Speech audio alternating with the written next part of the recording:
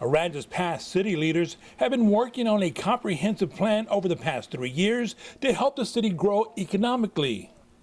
It's the first ever comprehensive plan. Where are we going to be 5-10 years from now? That comprehensive plan addresses that particular issue. The Planning and Zoning Commission is reviewing that plan on a monthly basis to make sure it doesn't sit on the shelf and collect dust. That's the plan we're following. Again, it takes us out 5 to 10 years from now.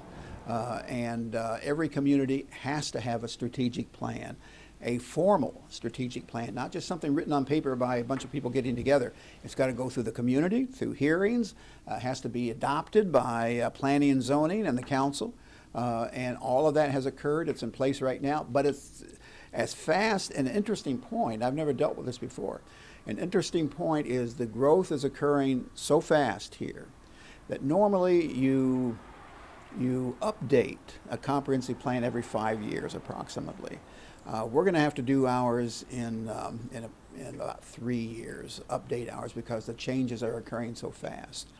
Aransas Pass is still in the process of recovering from 2017's Hurricane Harvey, and while the county's population may not be taking off as fast as other counties, growth is on the rise thanks to these recovery efforts.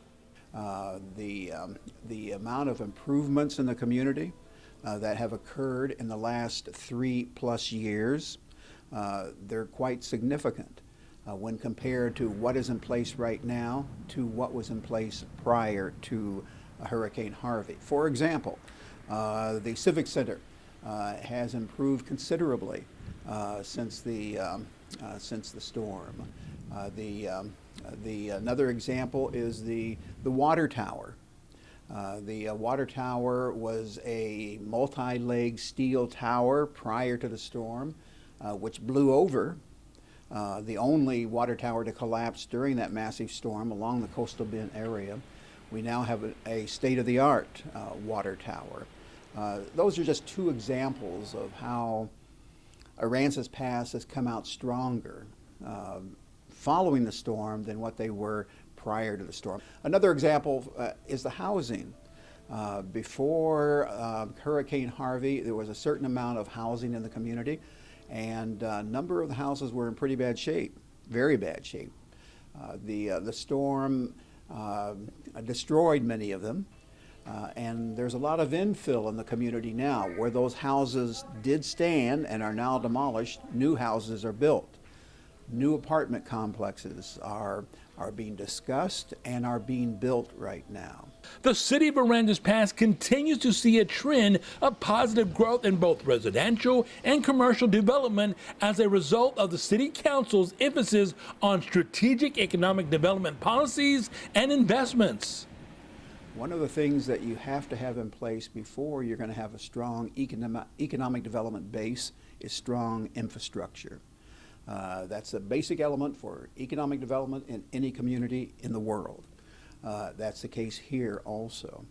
And it just so happens much of the work that we've been doing is infrastructure related. Take Brown Harbor, for example. Prior to the storm, there were no roads out there. There was no bike path, walking path. The roads were in horrible shape. Parking lot, horrible shape. All that's being addressed, part of the infrastructure that we're talking about. We're working on community development block grants for the community. All of that is specifically related to infrastructure, the basic foundation for economic development. So you got to address that first, and that's being addressed aggressively right now. The key for Aransas Pass to continue to grow is simple. Keep bringing in new businesses and new jobs. Retail is not going to come into a community on the retail side of economic development. Retail is not going to come into a community until the rooftops are there. Our numbers are showing, based on the utility customers that we have out there, our numbers are showing that we have more customers than before the storm. So those rooftops, another foundation for economic development, those rooftops, that number is growing. That's going to continue to attract retail in this community. So those are some of the strategy that the council has is to continue the work on infrastructure, and we are. It has become pretty clear to the citizens of Aransas Pass that change and growth is needed, along with lowering the city tax rate. All of the growth I'm talking about, all of the improvements I'm talking about, those are critical to bring down the tax rate. Because you look at the tax rate in Port Aransas, you look at the tax rate in Rockport, in Ingleside, all of them are dramatically lower tax rates than Aransas Pass. But the reason for that is their valuations are much higher. Economic development is so critical to this community, Aransas Pass.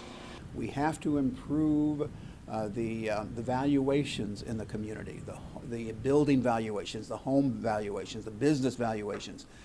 When that starts improving, and again, we are laying the foundation for that to happen. It is happening right now. And as those evaluations go up, our tax rate, we're able to bring the tax rate down because of the formula we're required to follow. So our goal is to get down there where Rockport is as far as tax rates go. Port Aransas, Ingleside, and we're heading in that direction. But the only way, there's only one way to accomplish that, and that is improve the valuations in Aransas Pass, property valuations. That's the reason it is high. And will it discourage people? Yes, it will.